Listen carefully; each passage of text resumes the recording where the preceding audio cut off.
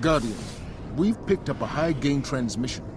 Origin point is somewhere along the coast, near the Cosmodrome.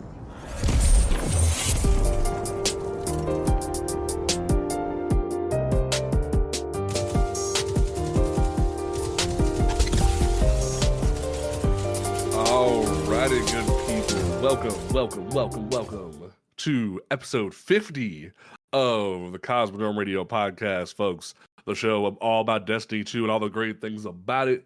We are here putting in work after a little bit of a hiatus because, frankly, the stuff was just rough. Burnout finally set in, and then it just got a little rough for everybody, and we needed to take a step back, and I'm glad we did, because man, oh man, it was rough in here. And then Bundy's like, "Hey, I'm Kara," and I'm like, "No, it's not enough. It's not enough." But we'll get to that. We'll get to that. But don't forget, folks, that you can listen to this podcast on Apple Podcasts, Google Podcasts, Spotify, YouTube, all those great places. After the day after the show goes live, you can follow us on Twitter/X at Cosmodrome Radio. If you, for some reason, can't find a link to the podcast, you can easily go to cosmodromeradio.com and check it out there. Make sure you can find the links there. And then if you feeling generous and want to check out the merch store at shop.cosmodromeradio.com, we have merch there that you can still check out, whether it be the Pride merch, the Crota merch. We are working on our Christmas design. I'm trying to figure out what I want to do. I'm thinking about a couple of ideas. We're going to talk to our artists about getting that done here soon. It's going to be fun. So Christmas, if anyone has Christmas ideas, we might even do like a contest. Like a Cosmodrome Radio Christmas shirt contest. I might put that out in the ether and see what people think. But we might do that and see like how people want to showcase Craig on a Christmas shirt. That might be something we do. But that'll be something cool we do. That'll be fun for whatnot. People are loving the new panda emotes in the chat. We love that. And that's all the housekeeping we need to do, I think. My name is Panda the Paladin. You are here on my stream and whatnot. We're having a good time. To my left, we have the sleepy one, the wise sage down south, Cajun Geek. How you doing, good sir? I'm doing good. Freaking just woke up a little while ago, and I'll be honest, been really looking forward to this episode to talk Ooh, about a lot of things Destiny 2, and I think just to kind of get a lot of things off our minds as yes. far as the game itself. But other than that, doing good. Hiatus has been relaxing. I am been grinding the Doctor Who binge, and Same. two seasons left before next week, which is going to be the 60th anniversary It's gonna be special. so good. Looking forward to it. Did you watch the charity special that just came out? No, I didn't. It was kind of cute. It was short, but it was kind of cute. I liked it. I think I'm you'll about like to it. look into it. All right, and then we have the PvP fiend within green. We out here slugging it out in the streets. But then randomly went over to Call of Duty this week. I don't know why. Dirty T, how you doing? Hello. Welcome. Thanks for Super having me. super short. We love that. Okay. Sorry. And then we have the mysterious man behind the no camera still, partially because of me, because I didn't mail him his camera yet. But Diva, how you doing, dog? We hold on. We making it work. Keeping it going. All right. Still holding out for Zivu. I see. Okay, fair enough. All right. Let's get so let's go ahead and dive into this nonsense. So yes, it has been a minute. There has been a lot of crazy stuff going on when it comes to the game, and Bungie decided to drop a few things on us when it comes to next season and whatnot. Not only did last week we get the final cutscene reveal after the last Embaru engine came out, that and honestly, they didn't even really give anybody any time to breathe. It was like, hey yo, the first person found it, and then they're like, Season of the Wish, and it's like, what? Huh? Didn't even give anyone time to breathe. It was immediately up on Twitter, no hesitation. Right. It was like, look, you could have at least spoilered that fucking tweet somehow. It's like, Yeah. come on. Didn't even know in the chance. If you were at work, no chance to even figure it out. I woke up at 8:30 and grabbed my phone, started scrolling Twitter, and I was like, "What the fuck?" Oh, I was livid. I was livid as fuck. So they're To me, interesting choices there. yeah, it's like, look, Bungie, you're batting 1,000 right now in the worst category possible. It's like, yeah, can you not? But needless to say, the final cutscene was very interesting. And a lot, believe it or not, there were several content creators and others that were calling it out because they were reading the lore really extensively. So props to them. Sammy Wish, Shield Maiden, Sticky. A lot of people saw this one coming. Yeah. And I gotta say, freaking props on the Bungie team for freaking laying out the breadcrumbs about this. But Yeah. not only that, for wrapping up a story that a lot of people in the community did not think that this was gonna wrap up the 15th wish. And here Especially it because like is. they took the triumph for it out of the game during Right. Forsaken, and they're like, oh no, it's just a bug. Don't worry about it. It's just a bug. And they're like, nah, 15th wish. It's like, well, all right, cool. And this is me, and this is one of those few conspiracy theory things that I do have about Destiny 2. I have a feeling that the 15th wish was real at one point, that the information was there, but we didn't find it. But Bungie decided, you know what? Mm. Let's yoink it back and kind of put it in our pocket in case we might, break of glass. Now, It definitely feels like an in case of emergency break glass kind of situation. Yeah. Now I think, based upon what we know about the Destiny 2 development and whatnot, I would not be surprised when they start planning out the year-long content for, Lightfall. They decided, hey, you know what? In order for us to get to the Traveler, we're gonna need something specific from Savathûn. And considering that Savathûn was the part cause of the Dreaming City curse through Riven, wouldn't be surprised if she freaking had an Ahamkar egg. Lo and behold, the emergency break of glass situation. So, but like I said, I give props to Bungie for tying up that freaking storyline all these years later. Yeah, it's very interesting. We'll have to see how it goes. I said this to David before we start the show that I swear, if the whole season is just Dreaming City Lost Sectors rehashed, I'm gonna throw something. Like legitimately, I'm just gonna throw a brick. Like legit, like because the Dreaming City is so big and so massive that they can do that, and the casual community will just eat it up. But the amount of times that I've had to go through the different ascended challenges to get bounties done each season, I don't want to have to go back through that nonsense. So I'm praying to God that Bungie just goes, "Hey yo, this is fine. Let's make some new stuff and have a good time." And if they don't, it's gonna be really frustrating. But we'll have to see what happens and mess around with that. I think it definitely intrigues me that they're pulling this move, but we'll have to play it by ear and see what happens with this moving down the line.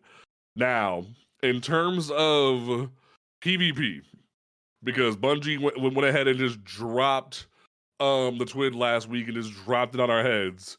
Bungie was like, hey yo, so like here's the plan for next season, right? So we're gonna have 3v3 quick play for the first time ever as a main node. Even though we had like elimination before, we're calling it what it is, 3v3 quick play. And when Trials rotates in, 3v3 quick play rotates out. That's cool. That's something I've been asking for a long time, and it actually put it in writing for players to know this is where you come to practice.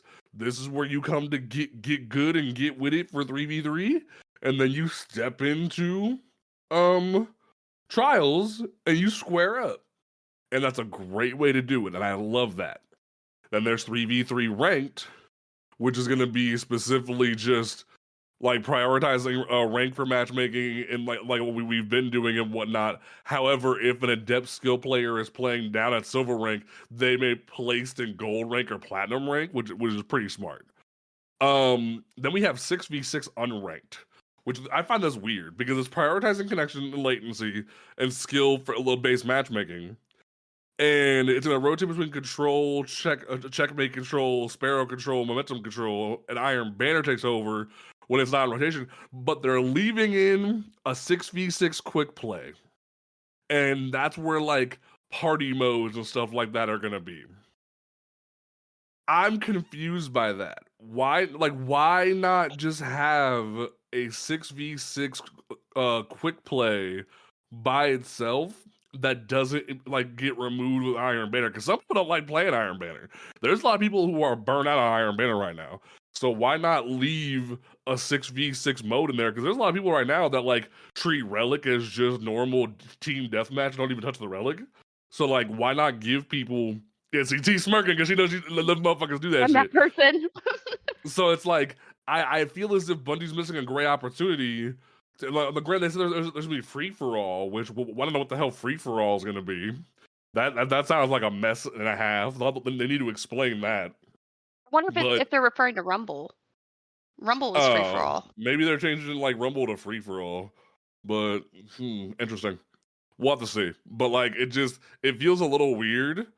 And they could easily like do a couple things. I appreciate they're like, hey, we're trying to like add more outlier protection with the connection-based matchmaking, because that was the one thing everyone kept saying is like, look, we understand you don't want like low skill players getting stomped into the ground every 5 minutes, but can we have better games than McDonald's Wi-Fi? And Yes. I understand that. And I think Bungie's finally heard that outcry of like, we don't want the pub stomp, we just want good connection. And they're like, cool, we'll put outlier protections in certain areas to make things where you don't see a top tier player against a new light. And things will be able to flourish in a certain way. So I think that's a good step in the right direction when it comes to that. Checkmate is going to be coming more, and they're going to have trials labs for Checkmate. I told y'all motherfuckers it's going to happen. I am Negro Damas. I am all wise. I told you. No one wanted to believe me. I knew it. I knew it. Beautiful. Isn't that funny? I never said you were going to be wrong, but I definitely said that when it was going to be received, if it's received well by the community, that they were going to push it. Mm-hmm. It's just funny. It's just funny that I was right.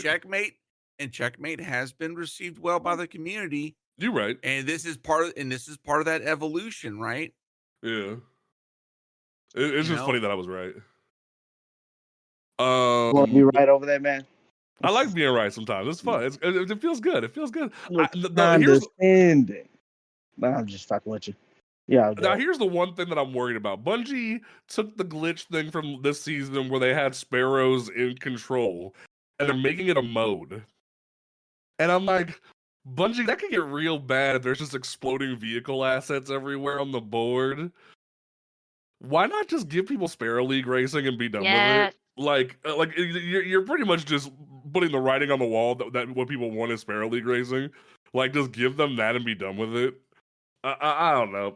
That's what I feel about that. That's just my 2 cents, because it just feels weird. And they are gonna be working on like map spawning like fixes in the future. So that's good, because I know, especially for trials, map spawn issues have been horrendous, especially for Dominion, the Dominion mode specifically with capture points, where like you'll spawn on a really small ass map, but like the capture point is like right next to you, and there's just like, well, here I am, and it just Grenades. Yep. So it just it definitely looks a little messed up.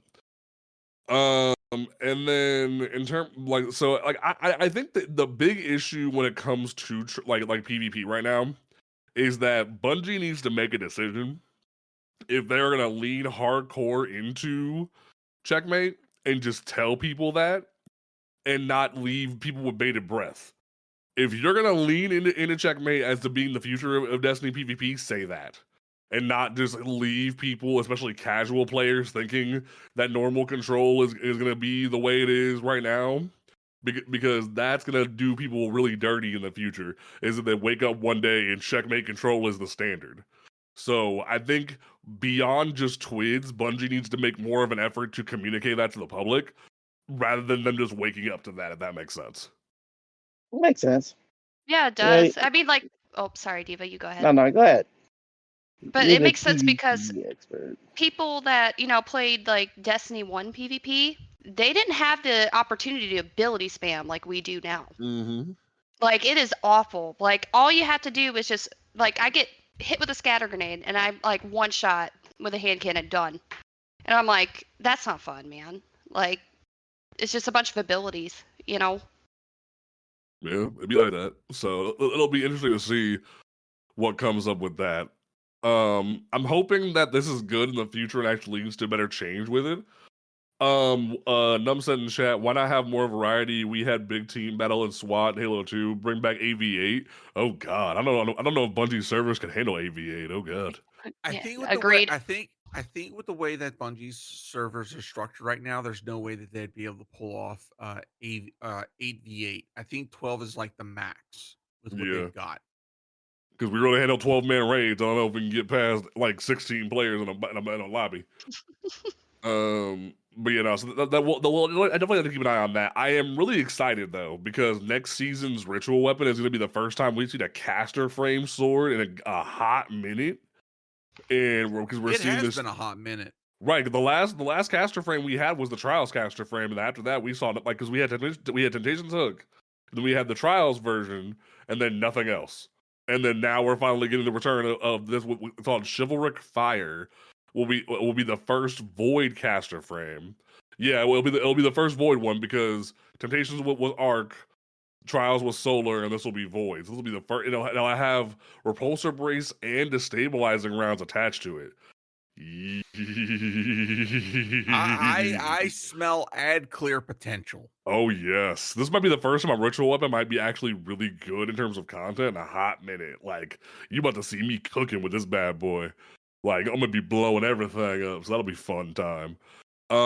Make sure, folks, that you know that for Trials, Immortal and Astral Horizon are leaving the loot pool in 2 weeks. So if you haven't gotten a good Immortal or a Astral Horizon, get it. I think similar to previous seasons, they'll stay in the legacy focusing, but in terms of everything else, like weekly adept chances, they won't be available anymore.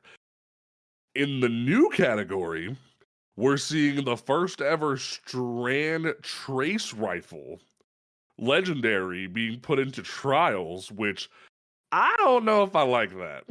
I think that's a misstep, because every other Trace Rifle has been accessible to the player base outside of a PvP setting. So I'm kind of questioning Bungie's choice there to put it in a PvP setting rather than making it accessible to the public. I don't know how I feel about that. I'm excited for it, but I don't know how I feel about it. I'm gonna jump in. Go for it. On this one little part, because I'm right there with you. That trace rifle being a Trials weapon. Look, I suffered enough as it was just to go get a freaking standard copy of freaking Immortal, in which has been sitting in my fucking vault ever since. Yep. I've used it a few times in PvP, right? The fact that I'm about to attempt number 2 run of freaking Trials to go get a legendary freaking Strand Trace Rifle, God fucking help me. Right. God fucking help me, because I guarantee you I will still never to this day see the freaking lighthouse. See, you have a mission now. Carry him to the lighthouse. Oh God, I choke. Not with this matchmaking. They need to fix this matchmaking. So fun fact. I have never in D1 and D2 ever seen the freaking lighthouse. However, I have helped others get to the freaking lighthouse. See, here's the thing. Because I used to get there all the time before they got rid of card-based matchmaking. If they would put card-based matchmaking back, I would still play Trials. But when they got rid of card-based matchmaking, it was like, so motherfuckers who are just coming into the game And then there's like, but then there could be people who are on their lighthouse game could stomp a fresh card Yeah. player. That's the biggest thing that I've been saying ever since they got rid of card-based matchmaking. Put back card-based matchmaking, and I'll come back. I'll Bring sweat it back out. flawless pool. Bring back flawless pool, please. Speak on it. Speak on it. Listen, I used to go you know more solo. about this than I ever do. Like, I used to be able to Oh my solo go God. flawless, okay? I would go by myself. Now, with this new shit they have going on, like, I have to have a friend. I have to get help now because, like, they put me in with people that, you know, we can't really communicate. They're here for gear, and I'm losing my fucking mind being in 1v3s every fucking game. And, like, these guys go, like, flawless hundreds and hundreds of times, and little me has been flawless 9 times. And I'm like, why the fuck am I fighting them? Well, and the thing about it is, It's not okay. everybody bitched and moaned about the flawless pool because they didn't understand the benefit of it.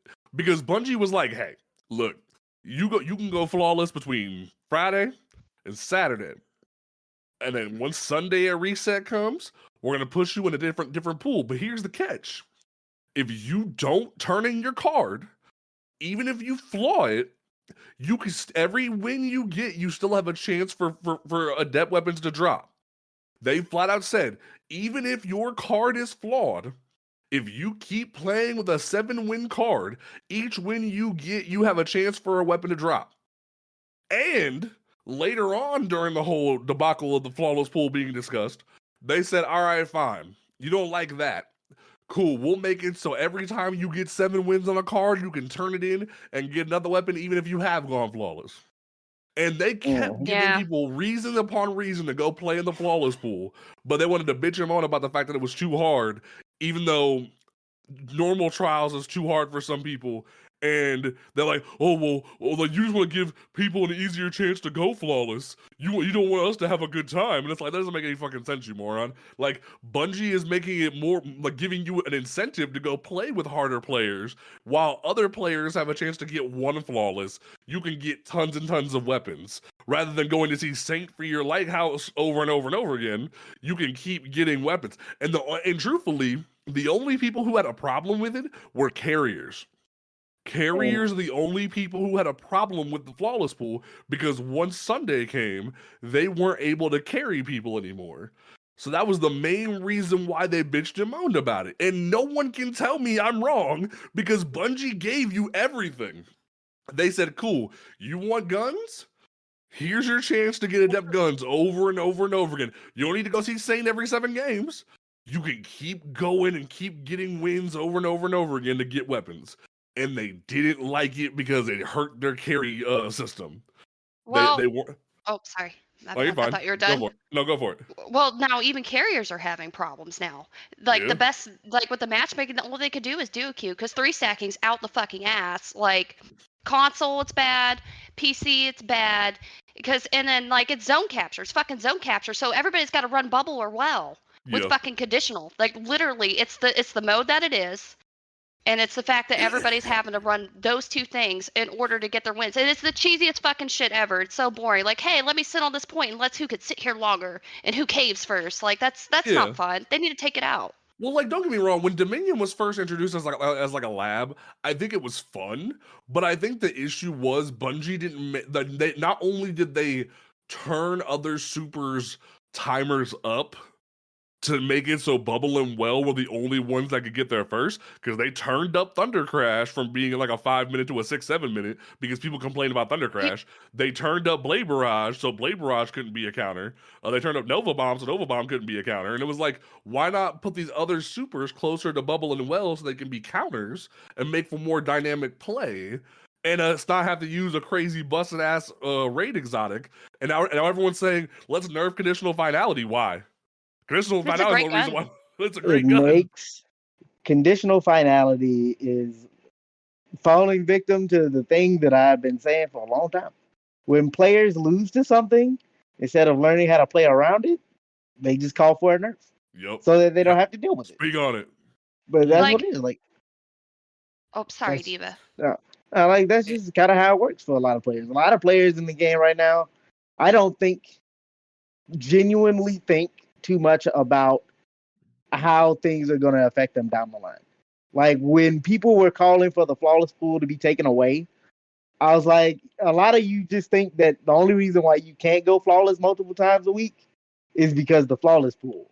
Mhm. But what you don't realize is the flawless pool is what's allowing you to get where you are. Now that it's Exactly. gone, they're like, hold up. The It amount of wasn't times supposed I to would be sit like down this. with people and explain how the flawless pool works, they would go, why don't we enjoy that? I'm like, exactly, because it gives you it gave people so many chances to get loot.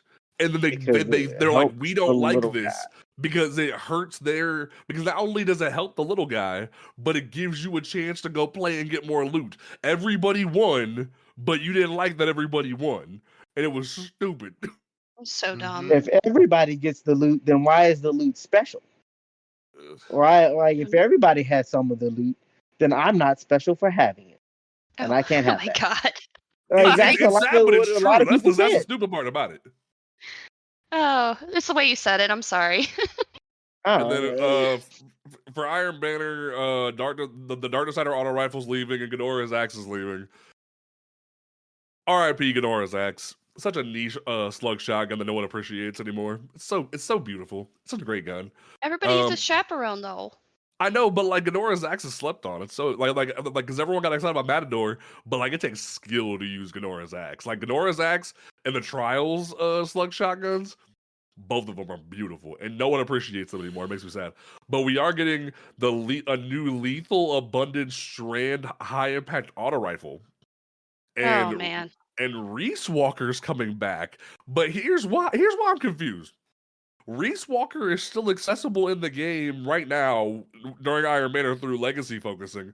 Why not bring something back like Criminal's Dagger or like something else that would be worth people's time instead of just going, hey, Reese Walker's moving, we're like copy and pasting from one pool to the other. Like, why not bring back Criminal's Dagger? Because they were bringing back a good chunk of different weapons. They brought back the one pulse rifle and a couple other things. Why not bring back more old Iron Banner weapons instead of bringing back like one that's already accessible in the game? It feels weirdly out of pocket to me. Well, and then I also forgot to say, Eye of Soul is coming back for Trials, but Yes. it has a different foundry on it, which I find interesting. So I'm wondering, it's staying kinetic, but I'm wondering if they're going to change the roles on it. That'll be interesting to see what happens with that. That was my first sniper rifle. Same. It's so beautiful. I Mine's still use stacked. that shit. I use that with Drang.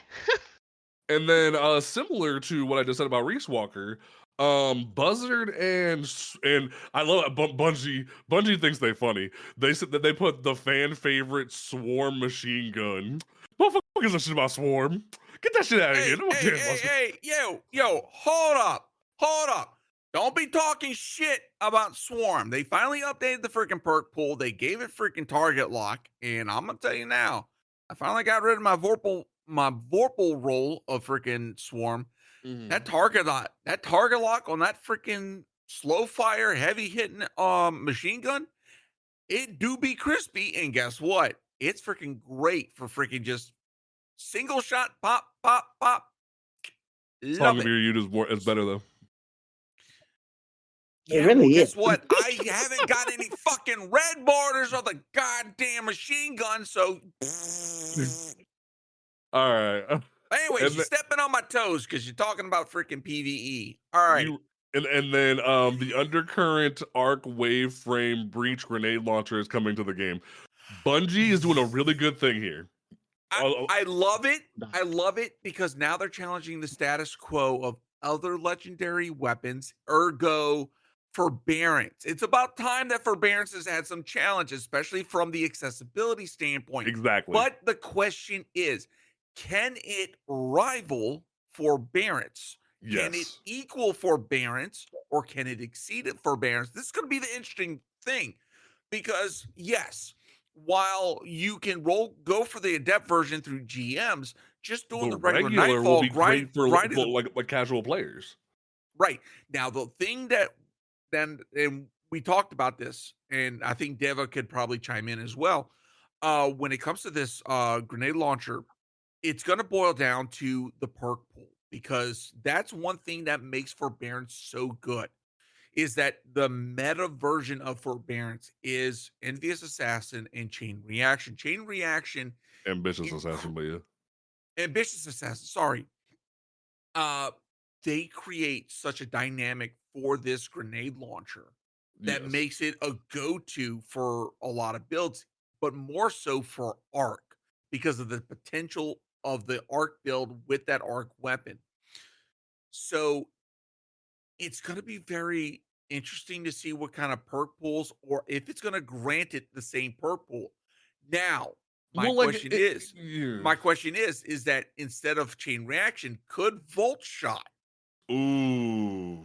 be the Ooh. better perk for a grenade launcher? Man, and Numbs in chat saying nope, it's gonna be C plus at best. The reason why I don't think Bungie will let it be C plus is because they've seen the contention it's been for a lot of people for people to go into VOW and find LFGs for VOW to get forbearance. So I think they're gonna at least give it maybe not ambitious assassin, but it might be auto loading chain reaction. It might be a better than forbearance. They might give it auto loading chain reaction. It'll be even more busted.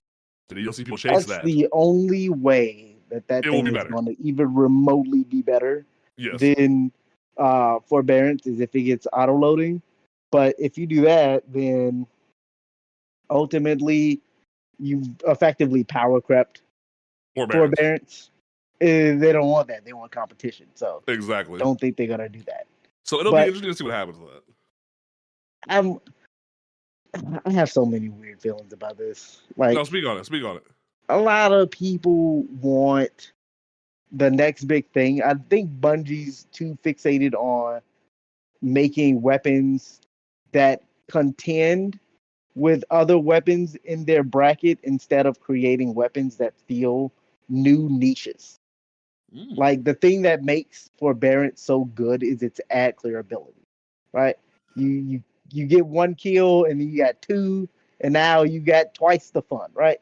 But instead of doing that, like I think something like blinding nades or disorienting nades are like a real big thing on regular GLs. Yeah. But outside of disorienting nades, why would you use a regular GL? At this point, there's no reason to be honest. There's no reason. So I think they need to create a new niche for these weapons instead of just being like, all right, yeah, this is ad control version 1, ad control version 2. Honestly, what they needed to do is they needed to take there's the solar wave frame from Season of the Risen. What the mistake they made with that one was they didn't give it incandescent because incandescent didn't exist yet. It was right before Solar 3.0 because we were getting Void 3.0 with Witch Queen. We didn't have incandescent yet. What they need to do is give us a solar wave frame with incandescent. Stuff's gonna pop off. Because we already have the Void wave frame that can get destabilizing rounds that honestly not really people are really using, which I find kind of weird. Granted, it's because it's a world drop, so it's a pain in the ass to get. But here in a minute, we'll talk about why that'll probably change a little bit. But in terms of solar, if they made it a solar wave frame with incandescent, sky high, my guy, it'd be amazing. So and see, that's one thing to really talk about is for the PvE, the health of the overall PvP. Some of these perks, while they are great, like stuff like incandescent, volt shot, chain reaction, etc., it's a question of like I'm starting to wonder if the perk pool is starting to make some of these legendary weapons on par to things such as exotics. This is what we saw before with Recluse, with Mountaintop, and now the weapons. And it almost feels like some of these legendaries are creeping up to the exotic level. Ooh, yeah. And now it's starting to affect. There's so many things affecting the overall PvE difficulty as it is. And now it's like I'm starting to see like so many little things over time. The builds are getting crazier. The stuff that people coming up with, great. I'm all for builds. Don't get me wrong. But I'm starting to feel like the ability regen that's going on within the PvE content is starting to become a little too chaotic to the point where When you combine it when you've got the synergy going with the build and the weapons and the perks that are freaking popping off on the weapons are just causing this freaking chaotic that is making now even GMs Trivial. easy, trivial. We've got a problem. We've Yeah. got an insane power creep going on right now to where GMs that are supposed to require some skill to complete, it's not taking skill. Yeah. Yes, you have to have a little bit of game knowledge of that GM of what not to do, of not where to stand. But once you get that, spam your nades, spam your freaking shots, and win. Yeah. Now You want to know? I'll take that a step further, okay. All right. or in a different direction. I'm gonna swing that pendulum the opposite way, right? Okay. While I agree with what you said, a lot of this stuff is becoming trivial because of like the tools that we have as guardians, right?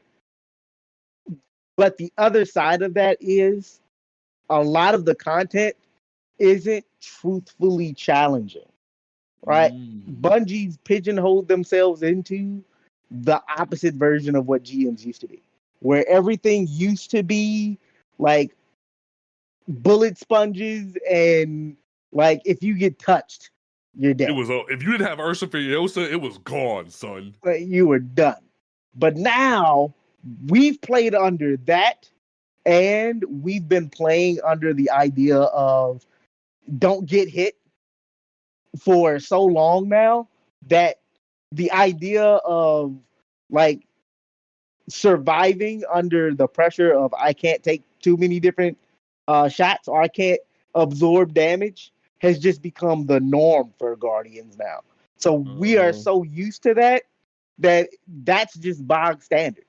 So when we have GMs that don't have challenging mechanics, like I tell you right now, that fucking moon battleground heist on the moon where you had to go and fucking take tribute to the different fountains, one after the other. That was difficult, but it was difficult not because you were fighting against enemies that were just so powerful. It was how are we going to survive and get all this tribute to where it needs to go? And that is the level of content Bungie needs to be putting out. Not just, hey, don't get hit, but hey, you got to solve puzzles. You got to actually do stuff. Not just go to shooting gallery, kill a bunch of enemies, wait for a timer to start and go down, kill a boss. It needs to be dynamic. Exactly. And that I will say, freaking Lightblade overall, Lightblade overall as a GM, that's a freaking, that to me should be a goal. Well, because things like pre-power crept Glassway and pre-power crept the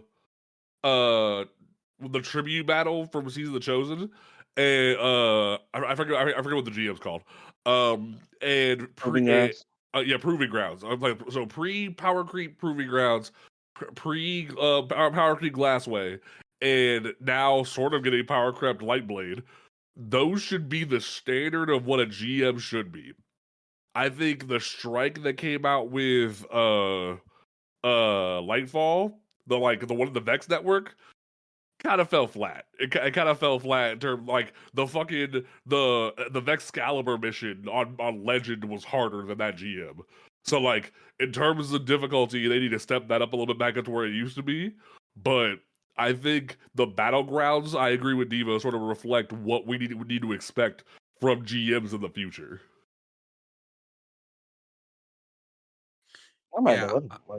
Legit. I mean, and that to me is a bit of concern when it comes to Destiny 2 is that the overall difficulty, and Deva, we've also talked about this before, and we were having a discussion yesterday about this.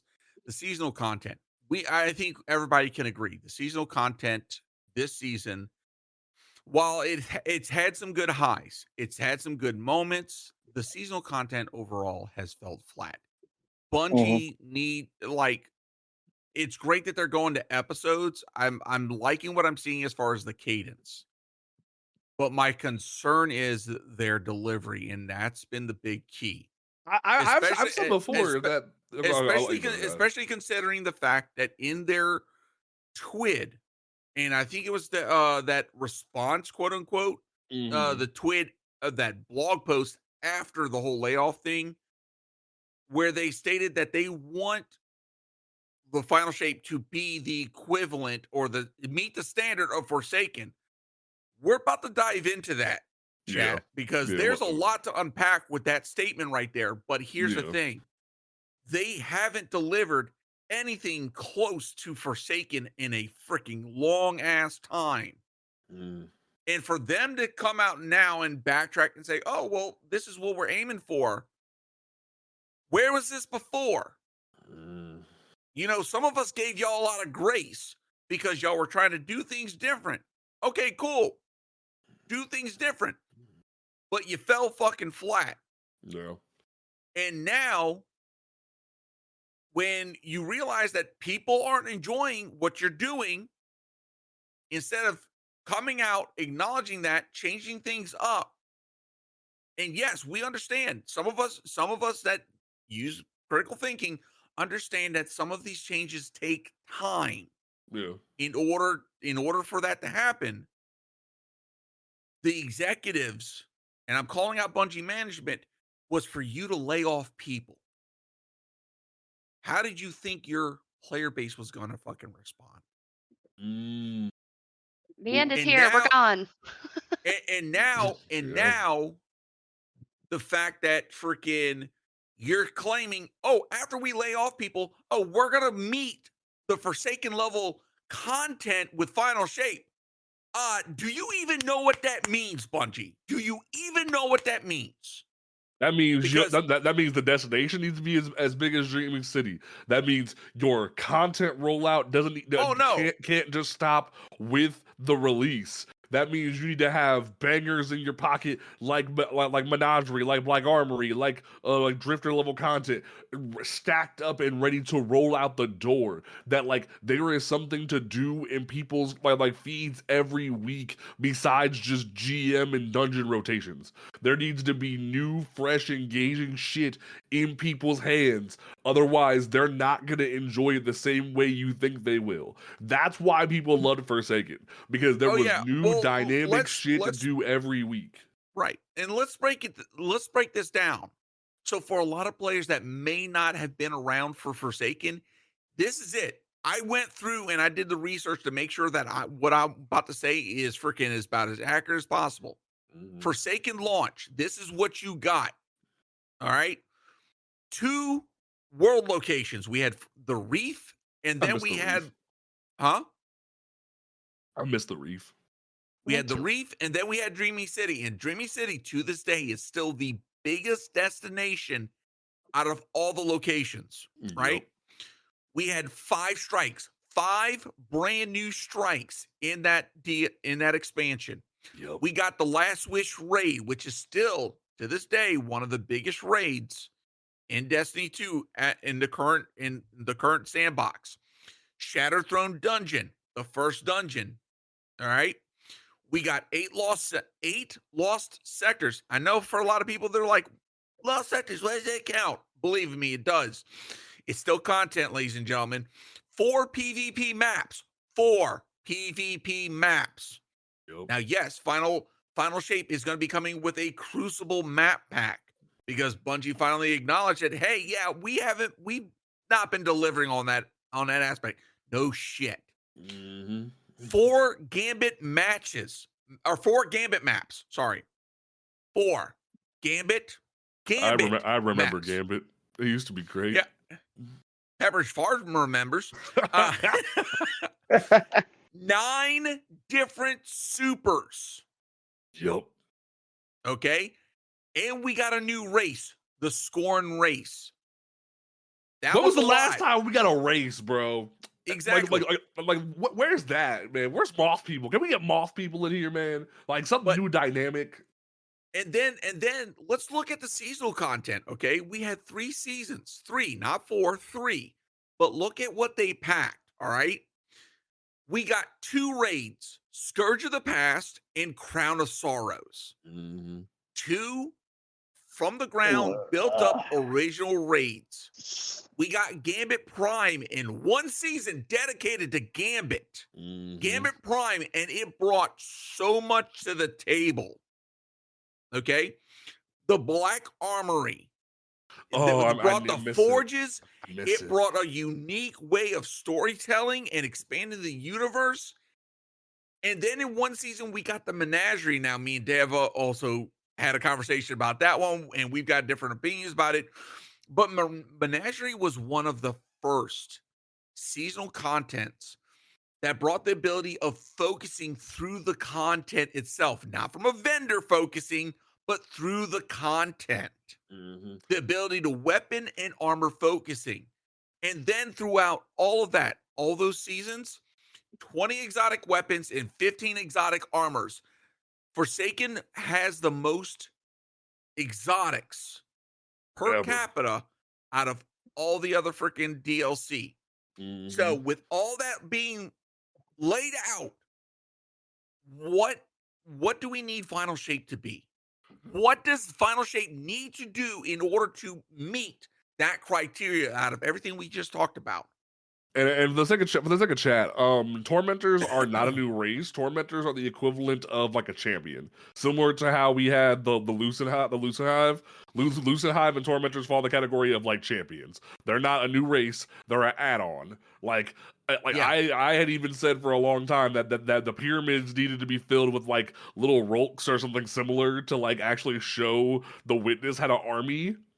Then they're like, "Hey, Callus gave him an army," and it's like, no, that's cheating. But we have the Taken. No. With the Scorn. No. Like we need a dedicated race to the darkness that isn't just recycled puppets. Damn it. We need something new. In terms of the argument for the future, I very much am of the opinion that for Final Shape to be a success, there needs to be like straight up, they need to pack in like pre-package in like the first episode of the season. Fucking Red War, Curse of Osiris, and Warmind get slid back into the game, whether it be as missions or as somehow playable in the Legends tab. Slide them back in. Because people need something to chew on besides just the same content we've been doing. There can't just be random seasonal activity 50,000 along with a weekly rotation of story content. You can't do it again. You need to bring back old content along with new content and make it fresh. That's what they need to do. Like the amount of like investment they could do by bringing back those old destinations like Mercury and Venus and whatnot, they could do great things with that. Same in terms of like the game itself. The new supers need to be dynamic and not game breaking, because that's the big issue we have right now, where like warlocks are all excited about their new spam, but if it ain't better than well, y'all ain't doing shit. Same thing with Titans. We're finally getting a new like one shot super, but it doesn't really do much after the fact other than let you pick up an axe. And same thing with the Arc one for hunters. You can like zip around, zip, but like that. Like, what does that do dynamically? That is fundamentally different from other shit. So I think Bungie has a big task on their hands with those exotics, not exotic supers, to make those worth it. In terms of the gameplay, I genuinely need the raid to be as tough as Crota. I need Crota to be the standard moving forward, and I It's need it not to going to be that. It Don't needs to even be. get your hopes up. It needs to be. If it's not Crota level hard, people are going to be upset. They're going to feel And underwhelmed. I'm gonna say, and I'll give me a second to fully explain this, but All right, cook on it. Crota should not be the standard. Oh. Crota should not be a standard. Hold up. Last Wish needs to be the freaking standard. Oh. Length, the complexity, Ooh. and the difficulty. Ooh, That is the freaking level of that's a a raid for take. I Final like that. Shape, especially for the final freaking raid for the quote unquote dark and light saga. That needs to be the freaking standard. Because remember, I'm gonna say this. They're saying that freaking Forsaken is going to be the freaking standard that they're aiming for. So it's like, hold up. If that's the case, When was then the last time we got a Yeah, raid that had like so many 5 encounters? opinions on this round. Like his last mission had like Kali, Shirochi, Ogre, Vault and Vaults, then Riven, and then Chase. Chase. So 6. Yeah. So Six encounters. We have not had a single raid since then that had 6 encounters. Nope. We need We have not. badly. I will say though, a little pushback on that. Okay. The amount of people that have not experienced that entire raid is Staggering, to say the Oh least. yeah. Like, I can only name 3 to 4 people who've actually done Riven legit. And I am not one of them. I have. It's painful. And I am not one of them. It is. Don't get me wrong. So I still haven't done Riven legit, but I freaking watched it, and it's like it's gorgeous to watch. I feel like it's a really fantastic encounter. But the thing that I need people to understand is there is a difference between something being fun and elaborate and amazing for the first playthrough and something that the players will actually care about after the first time. Right. As much as I understand people wanting these elaborate and amazingly crafted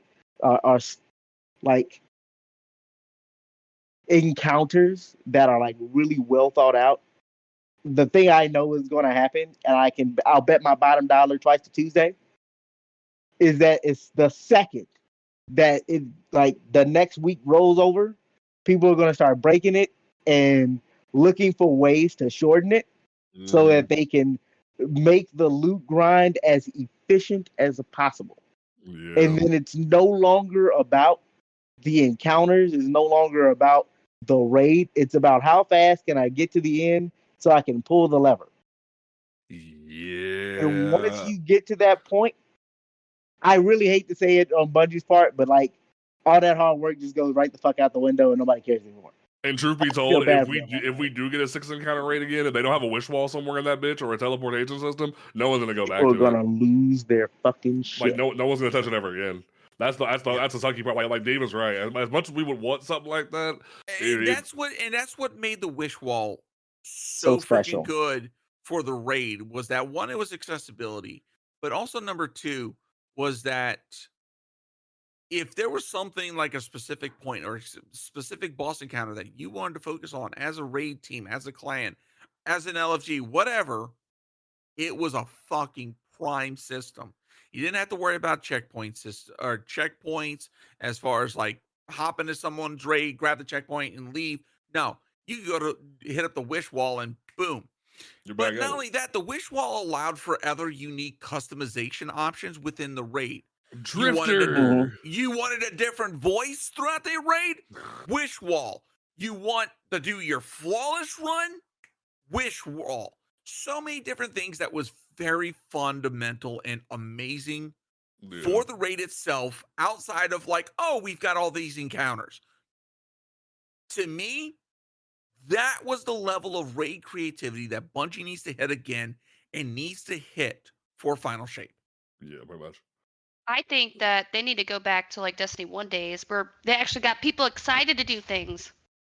With the Taken King DLC, when he met orcs for the first time, it was so fucking theatrical.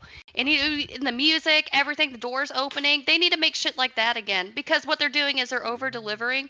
And we have expectations now, and then now they're not meeting them. So everybody's pissed. And that's what's been happening, the last couple DLCs. Let's talk about Lightfall. Holy shit. That was awful. I hated that. She makes a good point.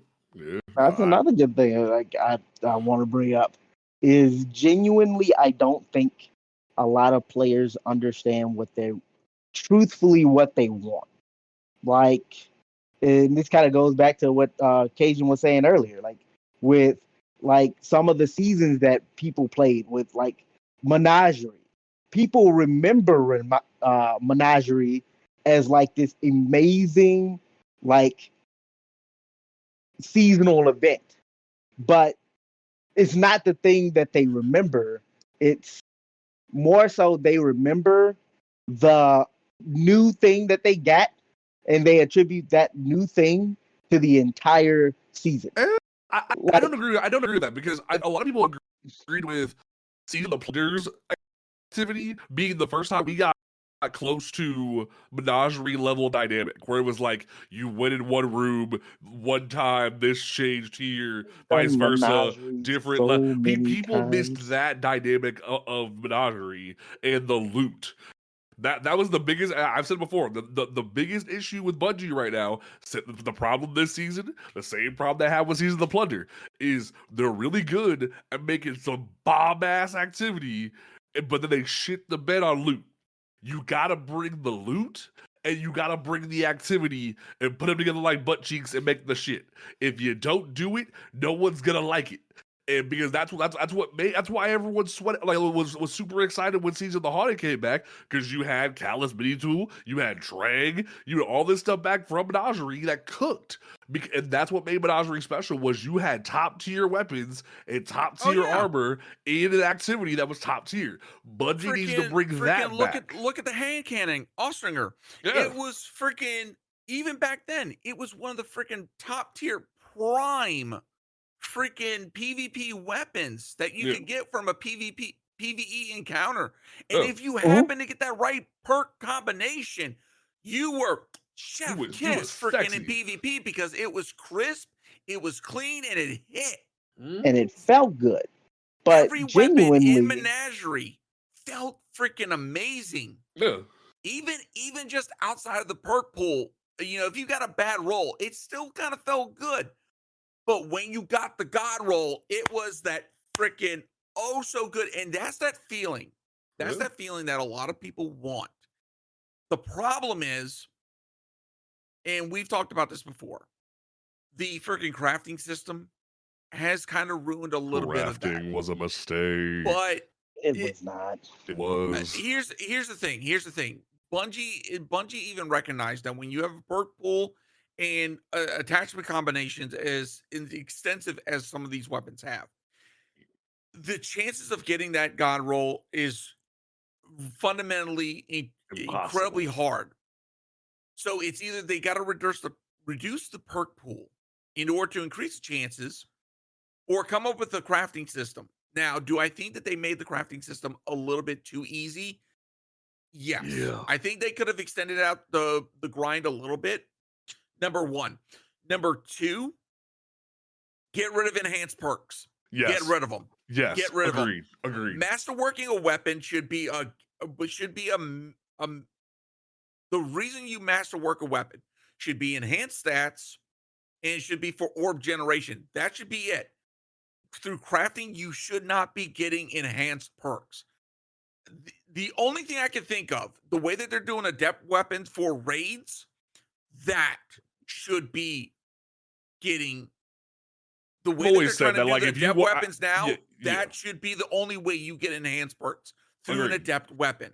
Yes, agreed. I've even said for the longest time that, like, if you really want a crafting system, fine, but raid weapons should have never been craftable. Like fundamentally, because it made adept weapons not worth it.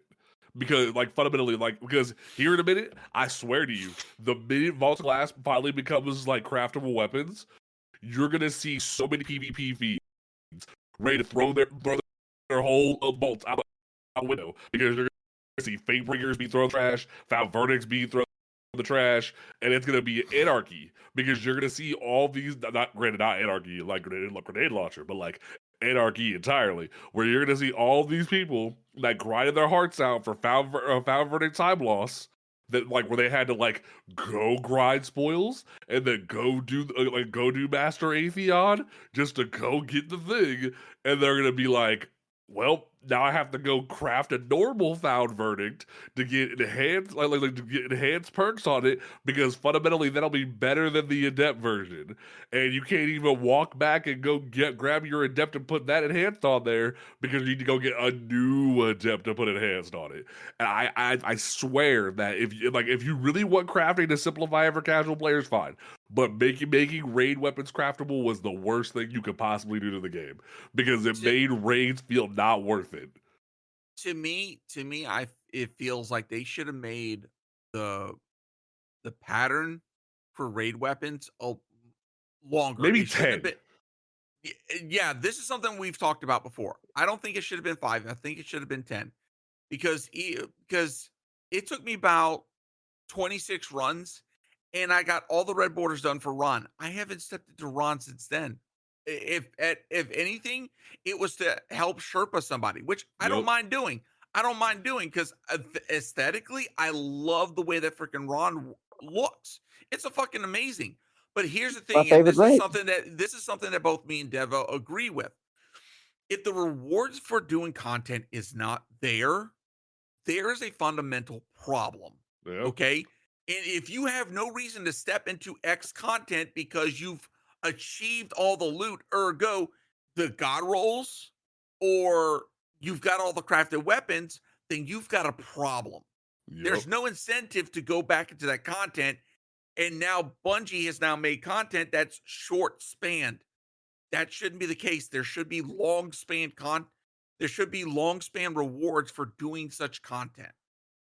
He right. Yeah, And but there's also another is- side to that.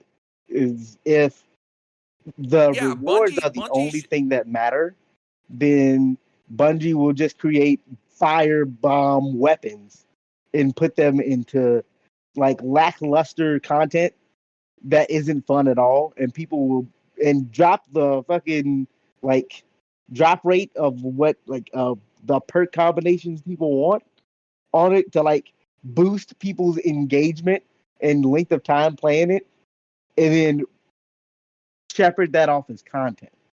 And that's just as bad as the former. And see, I'm right there with you. There should be a balance, because if they're shipping lackluster content with high tier rewards, that's a fucking failure on Bungie.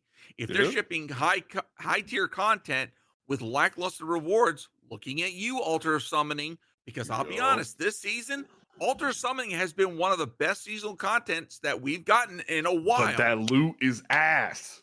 The loot is ass. It needs to be better. Okay, once you got past the freaking red border grind, there's then absolutely think about it, no there's reason no- to go back in, except for maybe getting cards if you haven't gotten it. But even then, it's like, why go back in? Right, and Give like no me a one's asking for like a reason. recluse. No one's asking for recluse or mountaintop back. Unless No. you're crazy, unless you're crazy. But like the weapons themselves, like, and Bungie's even kind of said it before, where like they need to make sure that like seasonal weapons are like mid to upper tier in terms of like power level, and then raid weapons should be where you go to get your bangers. But if the season weapons are ass, there's no reason to mess with them. Look at things like season of Seraph in the season of the Haunted, where you have weapons like everyone's tripping at Zur right now because Zur has a decent path of least resistance. We saw with last season with overload trace rifles, path of least resistance was one of the best things people could use, and they didn't want to use Cold Heart because it was a legendary arc trace rifle that was accessible to the player base if you played the content. But then people who weren't around for Season of the Seraph felt like they got left out in the cold, and then Bungie's like, fine, we'll put in the rotator, but no one's even doing that. So Bungie's like, hey, cool, here's this at Zur because you won't go play the fucking content.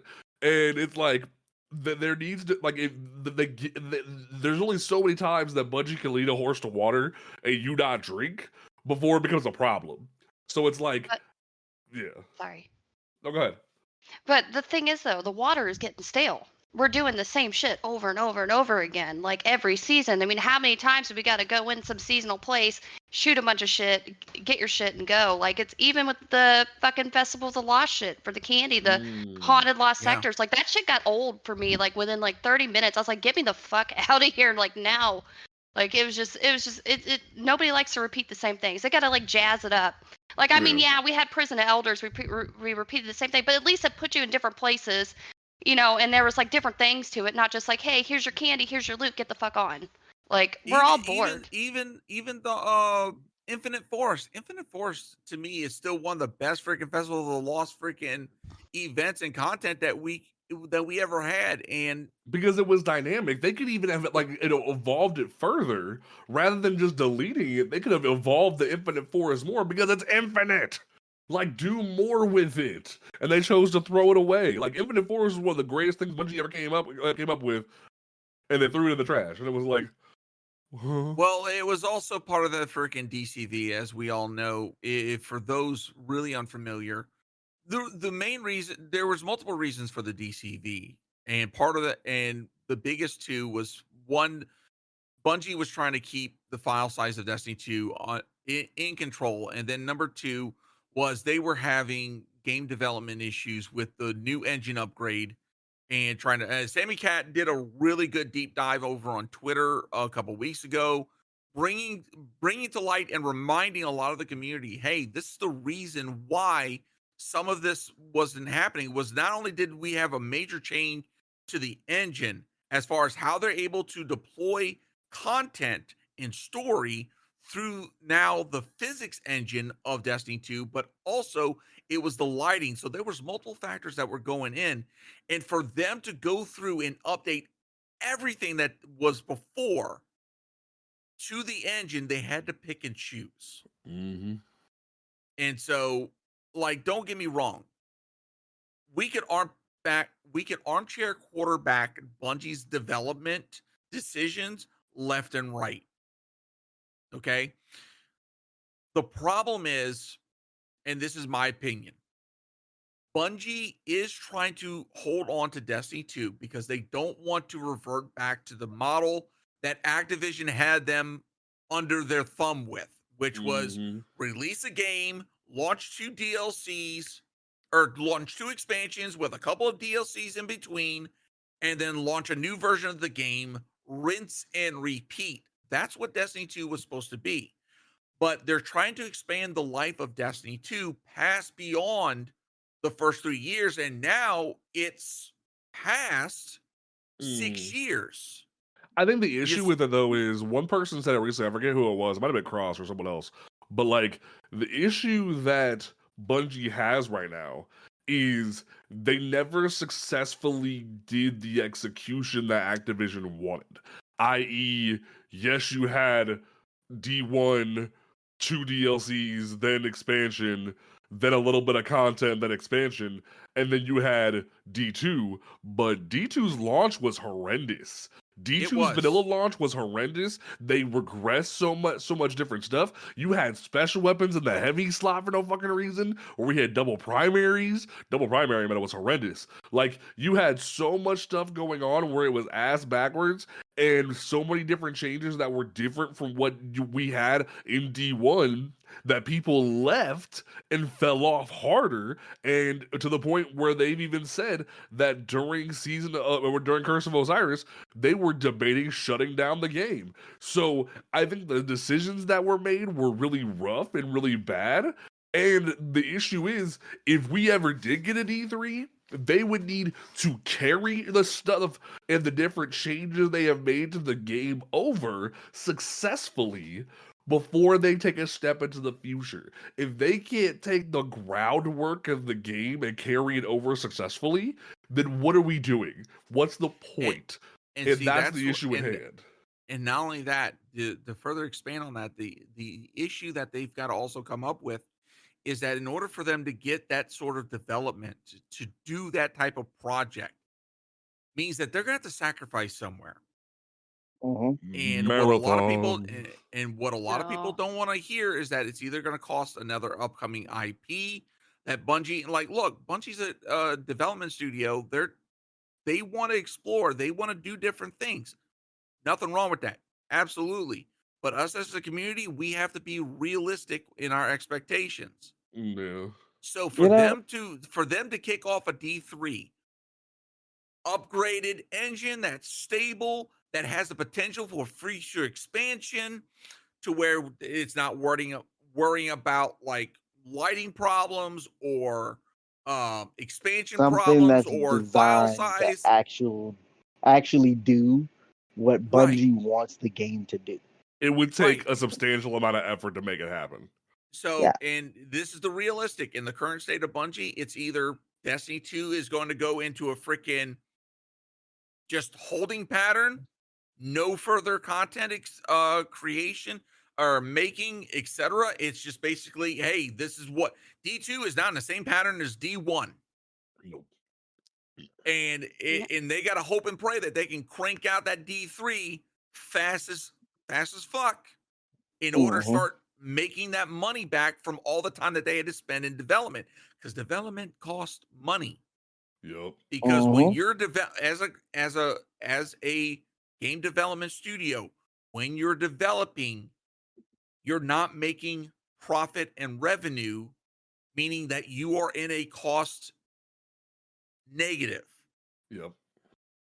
And when you're in a cost negative, you can only be in that for so long before either two things: you release the game and pray that everything's kosher, or it gets shut down. And the thing about it is, like, I think Sony needs to take a look at what they just bought and make them sit out in the rain for a little bit.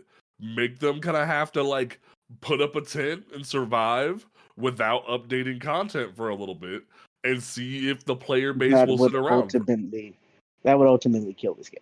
It would, but like they need to be able to release like small, like we need to go back to a Taken King era. What I mean by that is we need to have an era where it's like, hey, here's your expansion, here's like smaller updates throughout the year with a smaller team, like Crimson Days and Dawning and things of that keep like there's different like sandbox updates, and they communicate those sandbox updates to the community, and it stays fresh. But it doesn't like mean, hey yo, new story here, because that scene is too much by some people, and that also is putting too much work on your staff. If you bring out one banger expansion and then go work for a little bit and then come back with a new updated engine, people would be cool with that, but they don't want to risk it. I don't think the player base would be okay with that at all. And it shows. Oh, sorry. No, it's fine. Like, so the way I look at it, right, is from a developer standpoint. This is just with my rudimentary understanding of coding, right? What the players want is fundamentally something that is not gonna happen feasibly. Like the Destiny 2 players want something that is absolutely like a paradox of itself. We don't want to lose anything. We don't want to lose our vault again. We don't want to lose access to the content that we've had over the years. We don't want to lose the like general like increments of new drip-fed content. But we also don't want Bungie to work on other projects that would give them the time to actually build things.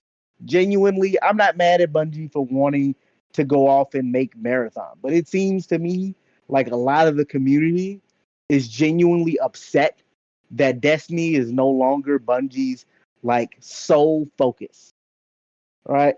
And because of that, a lot of people are trying to punish Bungie for it. I don't see. Okay, I see what you're saying. Basically, a lot of people in the community are upset that Bungie has a new baby. Yeah, and that they're not the focus anymore.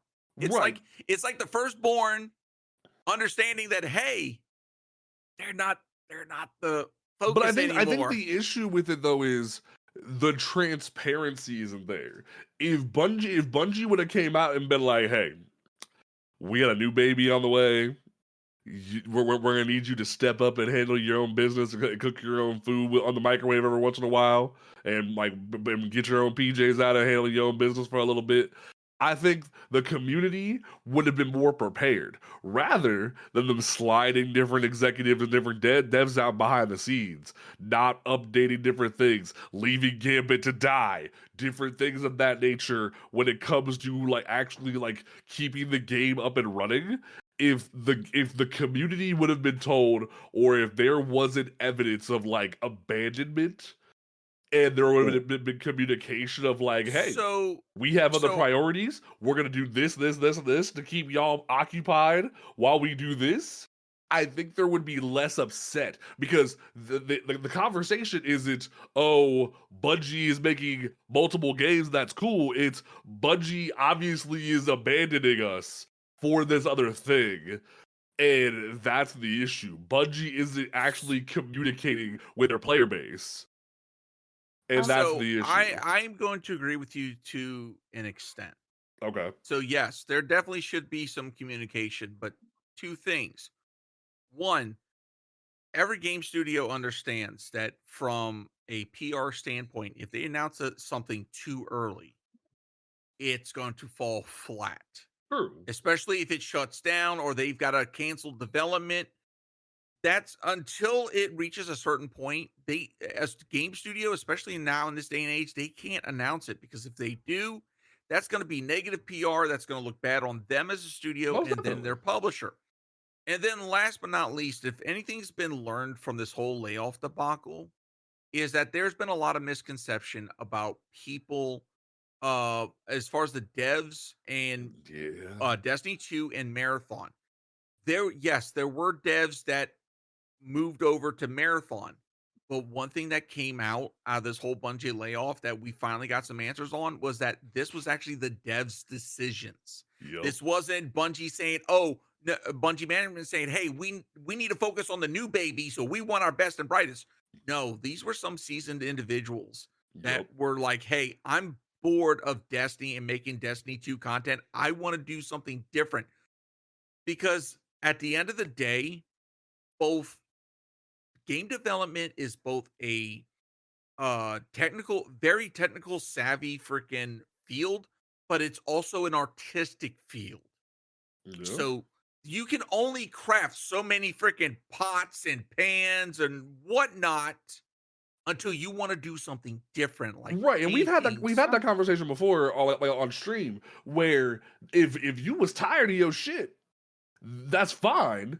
Obviously, don't be unhappy in the environment you're doing, but you should have been prepping another motherfucker behind you to pick up your job when you left. And they that's haven't done that bad. And that's the issue people have. And that's one thing that we'll never know because that's more of the internal workings of Bungie, aka the corporate freaking thing. Yeah.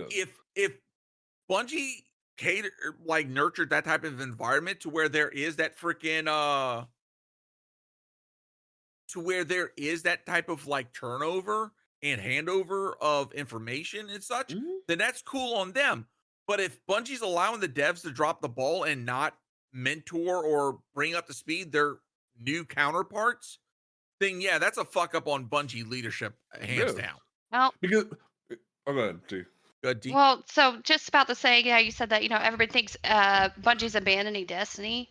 It's not that. It's the fact that, things are pretty broken right now. Like, I don't know if you've played Iron Banner this week, but literally I was getting the glitch to where I couldn't re-queue. Like, you stay in the queue for all the evaluating players or whatever. Yep. It would constantly freeze and I'd have to change character. I did like 3 matches and I just fucking turned my computer off.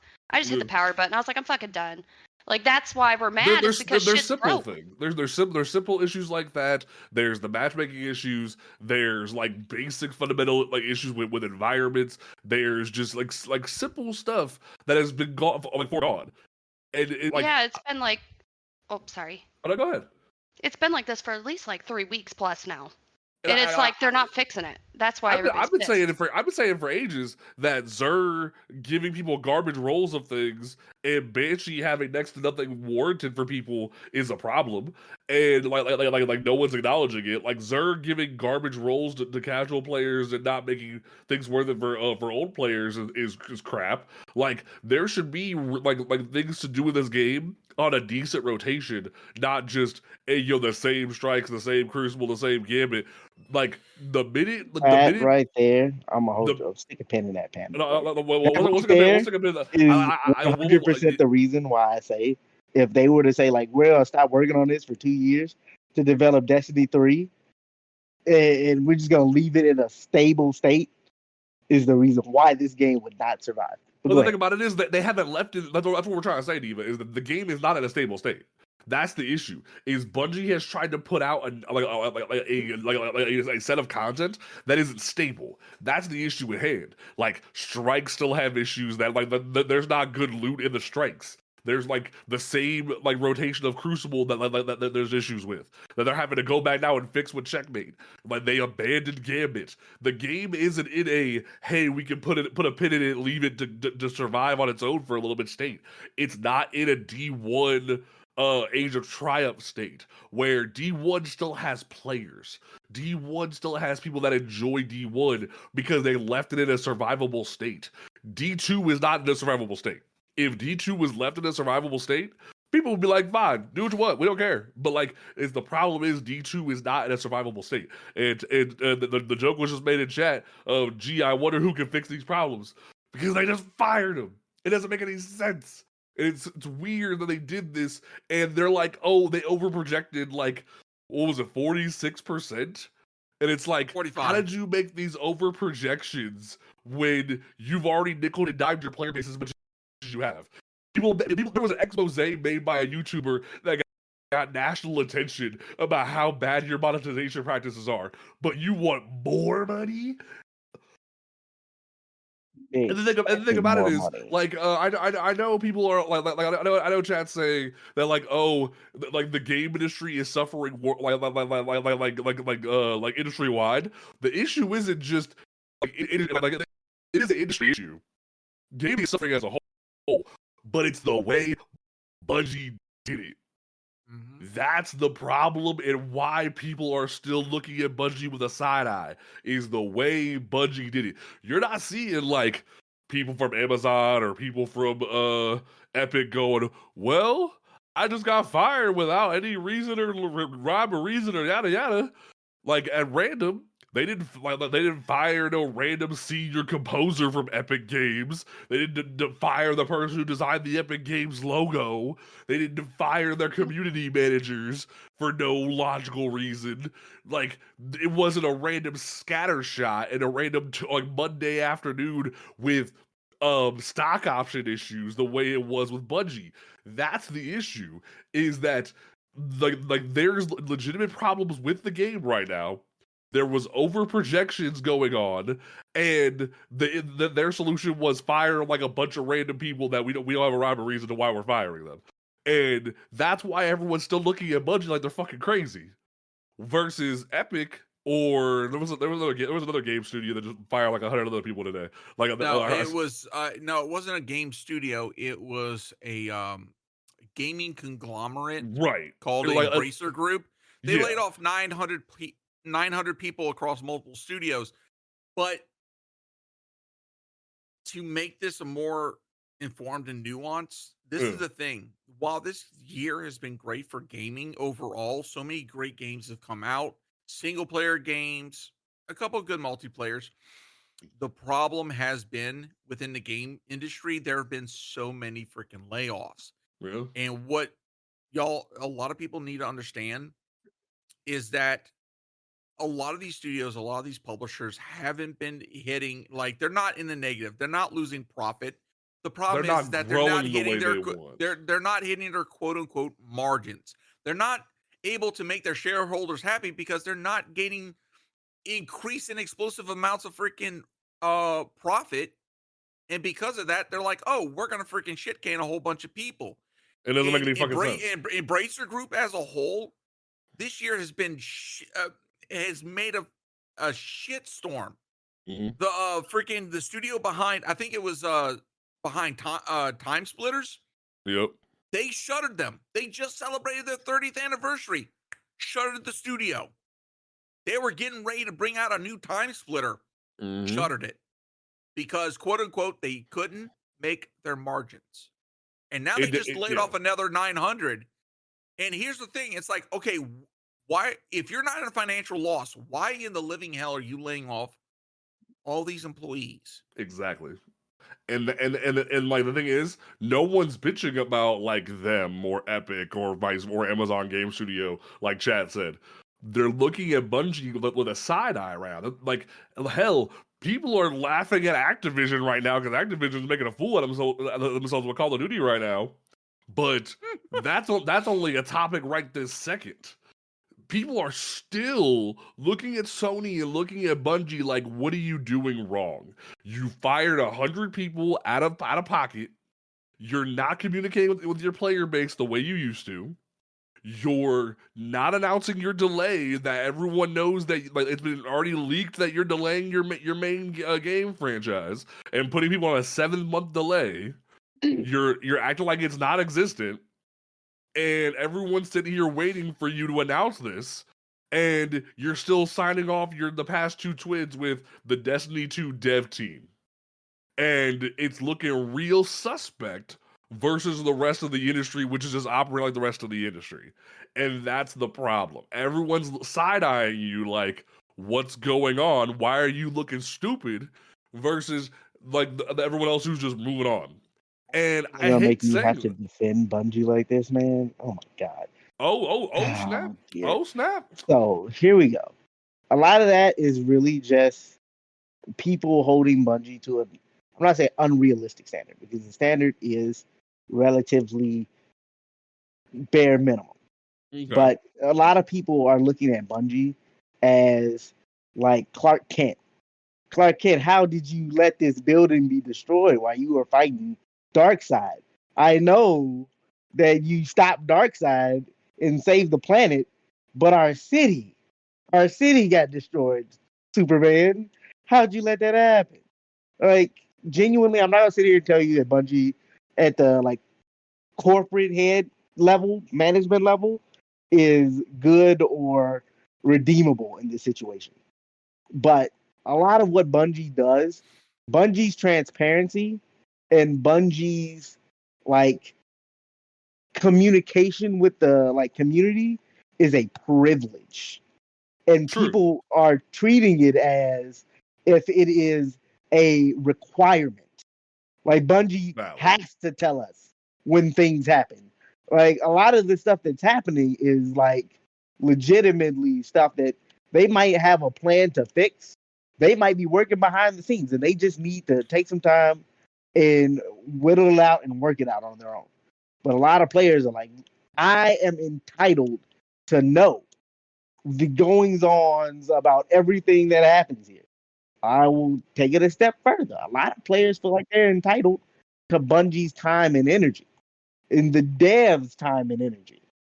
And like legit, when they don't get that, they take that as a personal slight instead of understanding Bungie is just as much a business as every other studio out there. And now a lot of players and content creators are learning that firsthand. Like, it is what it is. As much as I would My like response to Bungie, that is because we've had that discussion before. The problem and the difference between like other studios and whatnot is that other studios have taken cues from Bungie. Look what just happened this past week with the Game Award nominations, where Bungie even looked stupider because Jeff Keighley went on a couple other studios and Destiny 2. And it was like for best gaming community. Best community support. Best community support. And Leanna on Twitter laughed and outratioed the fucking tweet. And I was like, wow. And that tells you the problem right there. Because they set the standard for the industry to follow where they're still even being mentioned on the board post getting rid of their community support team. Bungie set the standard, and chat just said like the nominations were submitted in August, but my point still stands. The standard was set. The standard, the system of how the game should be ran was made by Bungie of Superman. how we should be innovating the system, and they went, "Hey yo, fuck all that," and now they're looking stupid. And it sucks for me to say that because I want to be in Bungie's corner, bro. I want to be in Bungie's corner. I want to be pulling up to the witness with guns blazing, void axe in hand, ready to throw down. But I can't do that if they're looking like this.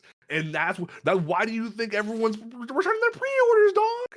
Like legit, People are returning their pre-orders. Yeah. And this isn't me Oh, yeah. defending them, but it's mostly because of the questionability of like the life of the game, which is another reason why I say if this game takes 2 years off to make another game, it's not going to survive. But I understand a lot of the grievances with the community. Genuinely, I really do. Like, we've had many fucking like different discourse over this year alone of players voicing their dissatisfaction with the way that things are being handled. Most definitely. And a lot of that discourse came with the reaction of just stop spending your money. Stop giving Bungie your money and they'll fix it. Right? Because Bungie wants your money. And as long as they get your money, they won't actively make the changes required to like do the things that we want them to do. Right. A lot of players were like, if they just taking our money and putting it toward Marathon, why should I give them my money? All very fair and very rational like grievances. And I 100% understand. But that mentality of just bleed Bungie until they listen has come back to backfire in people's face. A lot of people wanted heads to roll, but now that the heads are rolling and the heads aren't the ones that they wanted to roll aren't the ones going, a lot of people are just looking around with like fucking Psyduck face. They're like, what the fuck? Well, see, that's the thing.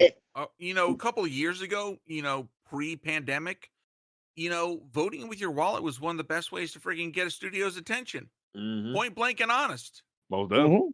But the problem is now post-pandemic, companies wisened up. They're like, oh, well, freaking, if we're not in our numbers, we're going to lay people off. And they're going to lay off the people that you're kind of like external, that are not, employee critical to the operations. So, which is why we saw a lot of the forward-facing members of the freaking Destiny 2 team get freaking axed. Now, yes, we did send a message to freaking Bungie management. The problem is that Bungie management's like, okay, bet. And they did the one thing that we didn't want. Yeah. Okay. And now the player base, and I'm going to say this, the player base is fucking equally right to be upset, pissed off. At the same time, is that this now brings a more nuanced conversation. Okay. Yes, you are absolutely within your right. You are absolutely within your right to vote with your wallet, and you are valid to do so. But it's a lot more difficult and nuanced now. Okay, because especially now, the more that we learn about corporate and game development and publishing, is that these publishers now hold freaking game studios by the freaking quote unquote balls.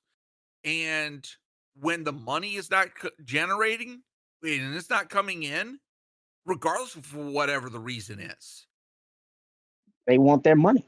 And they don't care how they go to get it. They want to quote unquote please their shareholders, and in the end, they can either say, "Oh, well, we're going to lay off half the freaking team or part of the team," or they could just sit around and do like Embracer Group, and say, "You know what, studio, good night," and shut them down. And look, in the past 5 years, How many studios have we seen shuttered that were freaking legacies that, were things that we grew up, that they produced, that games that we grew up with.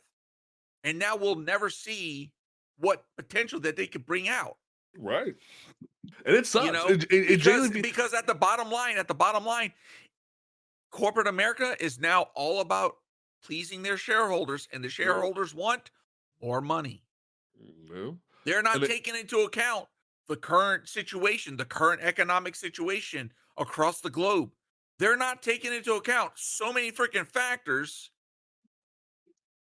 They're not looking at the dynamics of the optical numbers, because we talked about this when the conversation came up of why isn't Gambit being supported, or why isn't PvP being supported to a certain extent.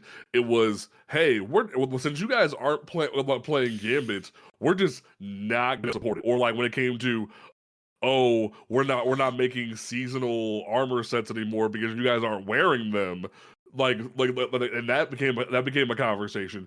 It's the meme of Eric Andre holding the gun to the guy's head and shooting him, and then going, why did Bungie do this? And Bungie's the one holding the gun. It's like, you're literally not looking at the optics of the situation. If Gambit would have been supported the same way Forsaken supported Gambit throughout the board, and they would have made it the esport they kind of pitched it as, Gambit would have been thriving. Drifter would be sitting there with money in his hand going, woo, this is fun. Yeah. And we'd have been having a grand old time. If they would have made armor sets that were worthwhile to the player base to make into ornaments through the seasonal model, people would have been wearing them. But them going, well, you guys didn't like it, so we're not going to support it. That's not the answer. You need to make the content worth it. Because I hated the way they even pitched the whole we're not supporting Gambit thing anymore. Because they were like, well, we gave you guys ammo crates and we fixed some spawns in Witch Queen, and you guys still aren't playing it, so now we're not going to support it. And it's like, that's a fair assessment, though. And I understand from a player perspective that just because I wasn't playing it doesn't mean I don't like it. Situation seems rational to you. But you have to ask yourself the question from a developer standpoint.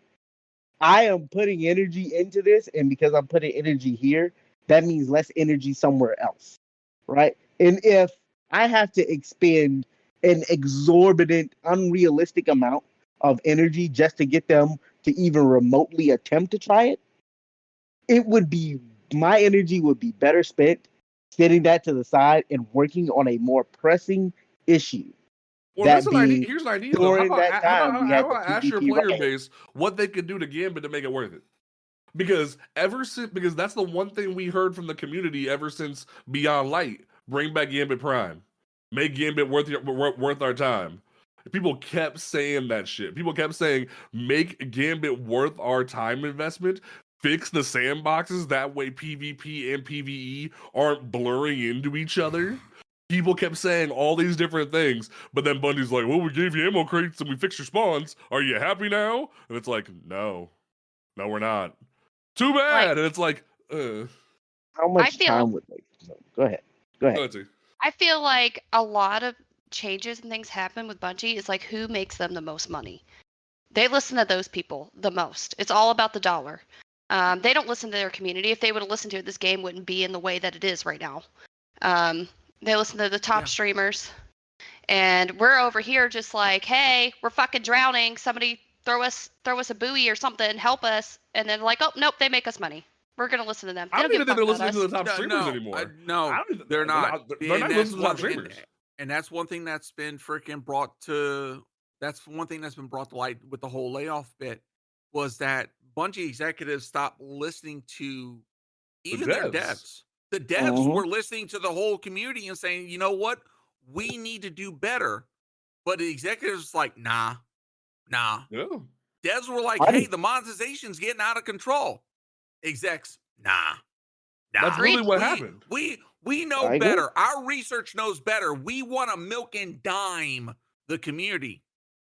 Look where that got you, Bungie. It doesn't make a lick of sense. So, 100%. I agree.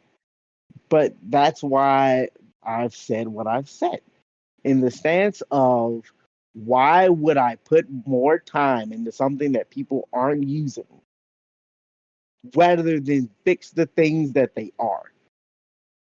I would like if I'm on the battlefield as a soldier and I know I have a better chance of saving this person more so than that person, I'm gonna save this person. But see, I like that you said that, Mr. Military Man, because I'm gonna use a Major Pain reference because you want to do that rather than what you're saying.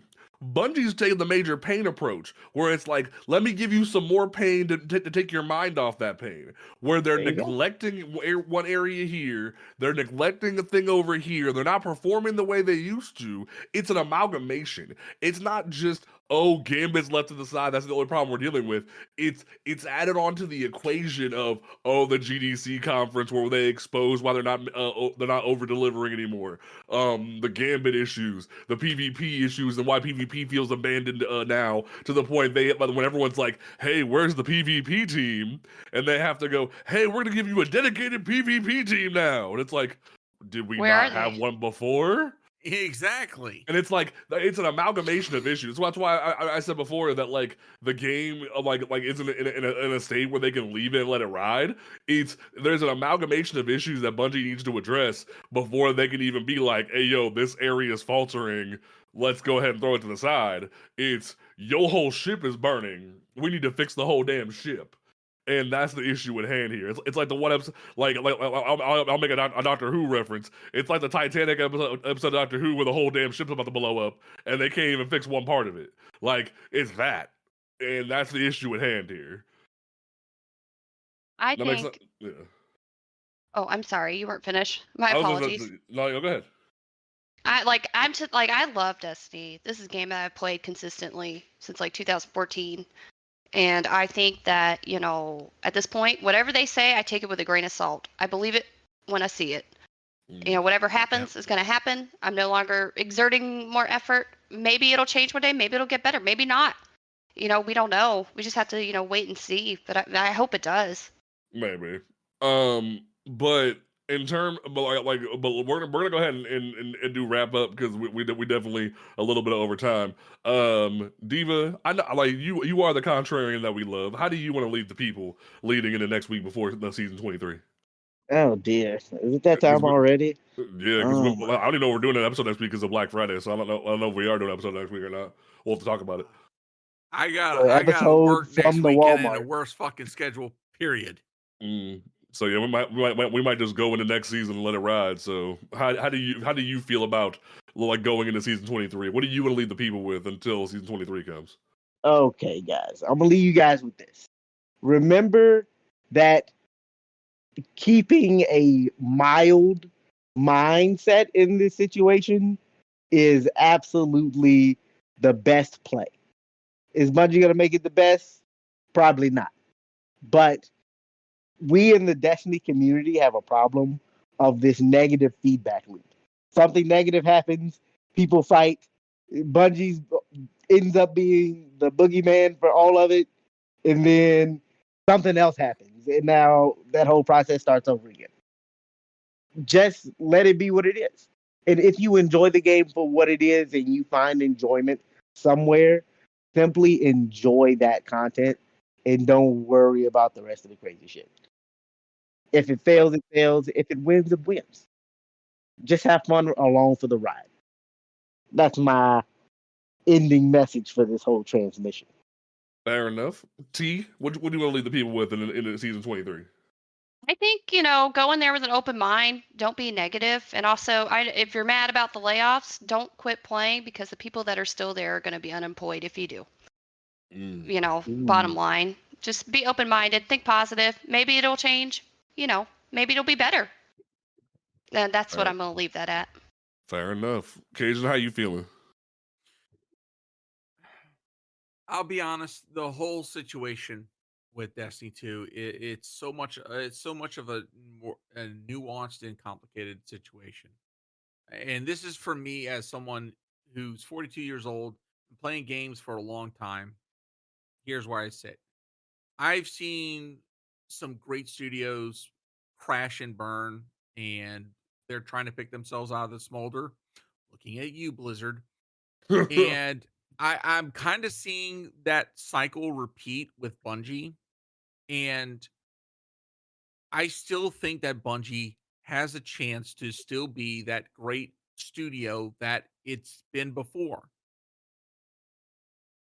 The thing is that I honestly believe that right now we've got the wrong executives working at Bungie, the wrong people in leadership, and that they need to step down. They need to step away, and we need to get people that are more community focused and more IP focused, meaning they want to make sure that they are delivering a quality product that is worth player investment in. Bottom line.